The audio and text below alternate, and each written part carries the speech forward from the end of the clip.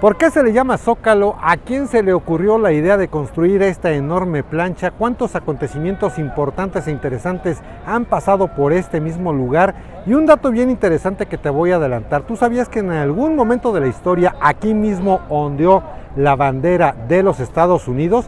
Pues de todo esto y mucho más vamos a platicar el día de hoy en este video, porque traigo datos que realmente te van a sorprender. Yo soy Alfonso Vargas Torres, soy periodista mexicano y este es mi México mágico. Y bueno, pues el día de hoy, mis queridos amigos, ya el Zócalo se convirtió en un lugar 100% peatonal. Es decir, que ya puedes andar, caminar tranquilamente sin andar esquivando coches, por lo que tú vas a poder disfrutarla de una manera pues muy distinta. A ver, mira, si tú no lo conoces porque me estás viendo en otro país, en otra ciudad, nunca has venido por esos rumbos, pues te explico más o menos cómo era la jugada. Esta es la calle Francisco y Madero. Hace muchos años esta calle también era vehicular, entonces realmente por acá circulaban los autos, llegaban a la plancha del Zócalo, daban la vuelta y demás, ¿no? De un tiempo para acá se cerró la calle. De hecho, eso te lo platiqué en un video donde te hablo acerca precisamente de la historia, de la muy interesante historia de esta calle. Cuando terminaba aquí la calle de Madero, pues esta zona era vehicular. O sea, por aquí, por donde estamos caminando en este momento, circulaban vehículos de todo tipo. Porque si bien la calle de Madero era cerrada, pues si tú entrabas por esa avenida de ella, que ahorita vamos a estar por ella, que se llama 20 de noviembre, los coches entraban y le podían dar totalmente así la vuelta a la plancha del Zócalo. Entonces todo esto pues era circulación vehicular. Incluso pues por aquí ya veo que no existen los semáforos, ahí había un semáforo para que precisamente esta zona la atravesaras, pues así como que corriendo, esquivando autos y demás. ¿Qué hay de nuevo? Mira, yo no había venido, por ejemplo, a ver estas sombrillitas que se encuentran acá, pues muy monas, con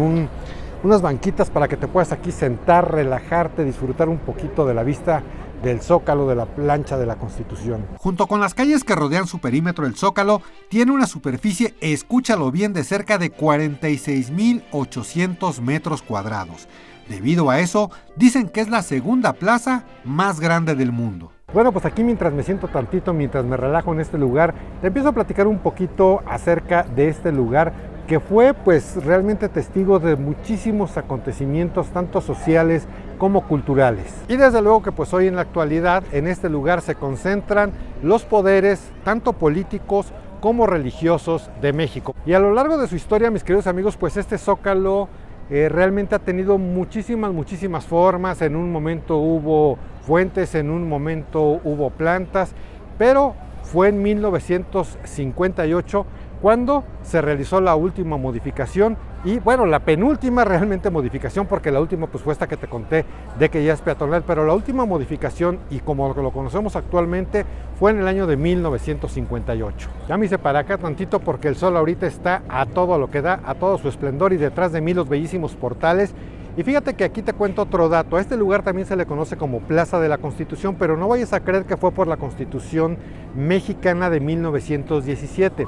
Fue por la Constitución de Cádiz, que fue promulgada en 1812 en España. Y a lo largo de su historia, mis queridos amigos, ha recibido también distintos nombres como Plaza de Armas, Plaza Mayor, Plaza del Palacio y Plaza Principal. Oye, pero vamos a echarnos un viaje un poquitito más atrás, o un muchito más atrás, hacia la época prehispánica. Durante esa época el Zócalo formaba parte del islote principal del Templo Mayor, sobre el que se construyó el Palacio Virreinal, que actualmente es el Palacio Nacional. Ahora bien, ¿quién construyó la Plaza de la Constitución? ¿A quién se le ocurrió esta idea? Bueno, pues tras la caída de México Tenochtitlan y su posterior destrucción, el trazado de la nueva ciudad estuvo a cargo del soldado español Alonso García Bravo, que diseñó una estructura similar a las ciudades medievales de Europa. Del mismo modo, las calles de los alrededores fueron trazadas de forma rectangular. Durante la colonia, el Palacio de Moctezuma y el Templo Mayor fueron derribados y con los escombros se construyeron la Catedral Metropolitana y el Palacio Virreinal. Posteriormente se construyó el Palacio del Marqués del Valle de Oaxaca y también el edificio del ayuntamiento que se encuentra a mis espaldas y que desde entonces ha sido la sede precisamente del gobierno de la Ciudad de México, hoy llamada CDMX. No me dejarás mentir que este lugar tiene realmente una historia hermosa, una historia bellísima que espero que estés disfrutando, y si es así, por favor regálame un buen like, una manita arriba Ya lo sabes, una suscripción también a este canal de YouTube. Es muy fácil, solamente tienes que picarle al botoncito rojo que se encuentra en la parte de abajo. Ya que andas por ahí, pues también actívate la campanita de notificaciones para que la plataforma te indique en qué momento estoy subiendo un nuevo video. Para ti es total y absolutamente gratis y a mí, créeme, me ayudas muchísimo para seguir creando este y otro tipo de contenidos. Durante la época de la colonia, mis queridos amigos, los problemas de inundación eran bastante severos en la ciudad. ¿Cómo sería la cosa? Que en 1629 una inundación sumergió esta plancha por 2 metros. Digo, para que te des una idea, yo mido más o menos 1,70, o sea, yo no podría estar aquí de pie, el agua me taparía por completo. Y lo peor del caso es que todos los edificios fueron dañados, toda la parte de abajo tuvo que ser reconstruida. Esta es la otra calle, que es 20 de noviembre, que anteriormente pues también era una calle vehicular. Los automóviles todavía circulan de allá para acá, pero al llegar a ese punto, que es Independencia, si no mal recuerdo, bueno, pues ya obviamente se tienen que desviar. Pero bueno, pues anteriormente los coches ingresaban por acá y, como te expliqué hace rato, le daban totalmente la vuelta al Zócalo. Hoy, pues afortunadamente, y para el disfrute de muchísimas personas, de propios y extraños de los que vivimos aquí y de los que nos visitan, pues ya esto es totalmente peatonal.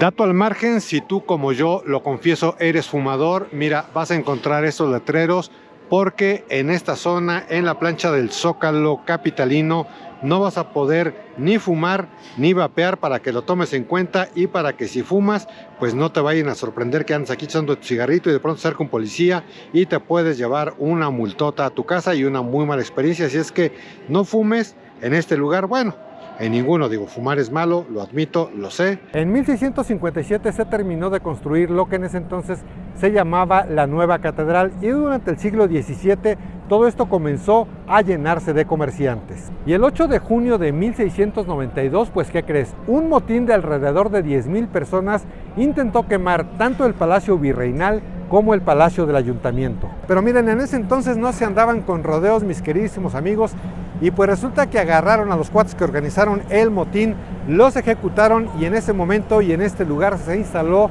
lo que se llamó el Mercado del Parián. Concluido en el año de 1700, el Parián fue un mercado de mucha élite. Era para gente de varo, era para gente de billete, y pues básicamente se traían productos que eran importados de Filipinas. Bueno, pero eso era adentro, porque en la parte de afuera se estableció un grupo de comerciantes conocidos como los comerciantes de San José, que eran pues informales, y se dice que en toda esta parte, en el exterior del Parián, pues las condiciones eran realmente insalubres, que olía a excremento, que olía a lo peor que tú te puedas imaginar. En 1828 otro motín saqueó y dañó de plano el Parián. Por eso los comerciantes dijeron, ahí nos vemos, y lo abandonaron. Finalmente fue desalojado y demolido el 27 de junio de 1843. Ahora, una de las preguntas que te hice al inicio, ¿por qué se le llama Zócalo? Ese mismo año, en 1843, el entonces presidente de México, Antonio López de Santana, pues ordenó lo que fue la construcción del monumento a la independencia, pero pues por distintas broncas económicas y políticas no se pudo. Solamente se levantó la base de la estructura, y a esta se le llama precisamente Zócalo. Y esa base tenía 8 metros de diámetro y solamente 30 centímetros de altura, bueno, medio metro de altura. Bueno, pues resulta que esa base se colocó en lo que hoy es el asta bandera.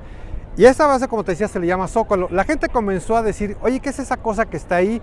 Y pues quien sabía de arquitectura dijo, bueno, pues es un zócalo. Y ya sabes, mira cómo es la gente, cómo empiezan a adoptar este tipo de cuestiones. No es como, por ejemplo, cuando a ti te dicen, ¿dónde nos vemos? Pues en el metro Tacuba a las 3 de la tarde abajo del reloj.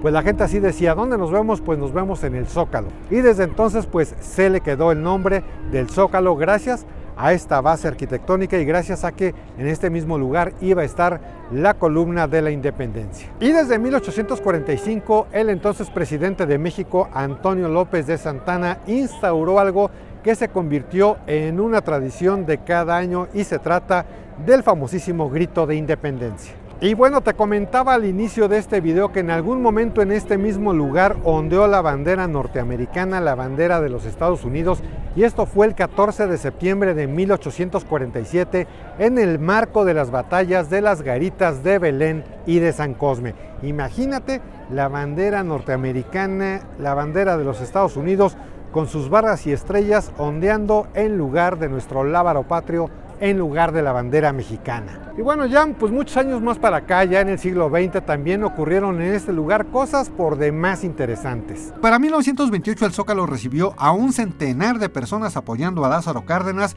para impulsar la expropiación petrolera. En los Juegos Olímpicos de 1968, este mismo lugar, el Zócalo capitalino, el Zócalo de la Ciudad de México, fue el punto de partida para el Gran Maratón. Esa fue la parte bonita. La parte fea, pues es que durante 1968 en este mismo lugar se reunían también y hacían su meeting los estudiantes, que bueno, pues ya sabemos lo que ocurrió el 2 de octubre de 1968. Eso no fue aquí, eso fue en Tlatelolco, pero también pues este era un punto de mítines, un punto de reuniones para los estudiantes de aquel entonces de México 68. Y bueno, pues hoy día, en la actualidad, en este mismo lugar se llevan a cabo una serie de eventos de todo tipo. Lo mismo vas a encontrar una marcha, una manifestación, que un enorme y gran concierto, un desfile de catrinas, una ofrenda monumental, incluso hasta llegó a haber en este mismo lugar una pista de hielo. Un lugar de verdad que tiene una historia increíble, impresionante, y que pues la verdad es que yo ahorita es la primera vez, te lo confieso, que vengo a darme una vuelta ahora que ya es peatonal. Ahora lo puedes disfrutar de otra manera. Eventos de todo tipo, como te decía, incluso mira, ahorita están por ejemplo ahí construyendo una enorme pirámide porque se va a llevar a cabo un evento de mapping de Felipe Carrillo Puerto y los mayas, o los mayas y Felipe Carrillo Puerto, algo así, pero disfruté mucho este paseo, espero que tú también lo hayas hecho. Y fíjate que hablando de disfrutar, un lugar que también me encanta mucho recorrer, pasear, así como que sentarme y disfrutar, es la Alameda Central. Y te voy a dar un dato. ¿Tú sabías que en la Alameda Central hubo quemadores de la Santa Inquisición? Bueno, pues si no lo sabías, mira, por aquí te estoy compartiendo un video donde te revelo este y muchos otros datos de la Alameda Central para que te des una vuelta, para que lo vayas a ver. Mis muy queridísimos amigos, es mi México Mágico y yo me despido de ustedes. Mi nombre es Alfonso Vargas Torres. Muchísimas gracias y hasta la próxima.